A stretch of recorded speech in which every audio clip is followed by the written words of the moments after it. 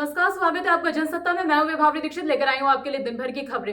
दिल्ली नगर निगम चुनाव में आपने बहुमत का आंकड़ा पार कर लिया है। आम आदमी पार्टी ने 250 में से 134 सीटों पर जीत हासिल की है।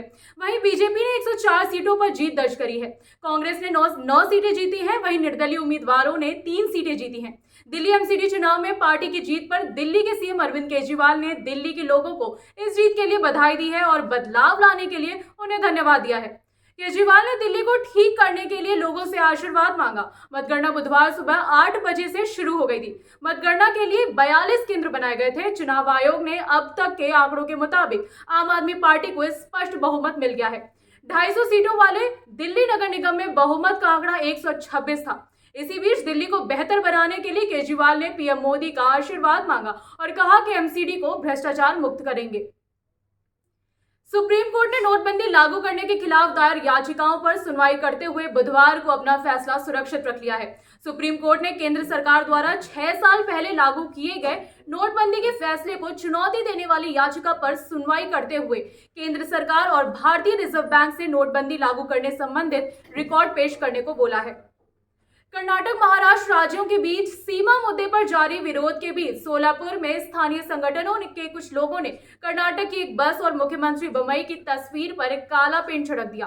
कर्नाटक के सिंचाई मंत्री गोविंद कारजोल ने बुधवार को कहा कि महाराष्ट्र के साथ सीमा विवाद पर चर्चा करने के लिए सर्वदलीय बैठक बुलाने की नौबत अभी नहीं आई है।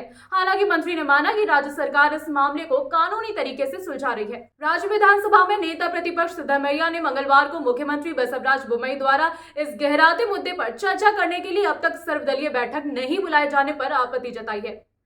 विदेश मंत्री एस जयशंकर ने बुधवार को कहा कि चीन द्वारा एलएसी को बदलने से एक तरफा प्रयासों को भारत बर्दाश्त नहीं करेगा और जब तक ये स्थिति रहेगी दोनों पड़ोसी देशों के बीच संबंध सामान्य नहीं होंगे।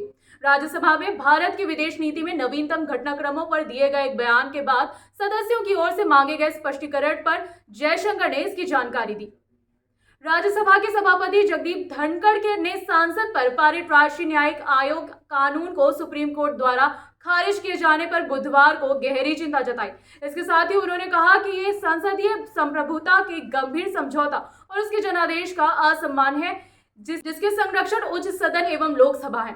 धनखड़ ने सभापति के रूप में उच्च सदन की कार्यवाही का संचालन करते हुए अपने पहले संबोधन में एनजेएसी के संबंध में उच्चतम न्यायालय के फैसले का उल्लेख किया और कहा कि लोकतांत्रिक इतिहास में ऐसा कोई मिसाल नहीं मिलती जहां नियमबद्ध ढंग से किए गए संवैधानिक उपाय को इस प्रकार न्यायिक ढंग से निष्प्रभावी कर दिया जाए। उल्लेखनीय है कि संसद के दोनों सदनों में 2014 को अगस्त महीने में एनजीएसी के प्रावधान वाला 99वां संविधान संशोधन सर्वसम्मति से पारित किया गया था।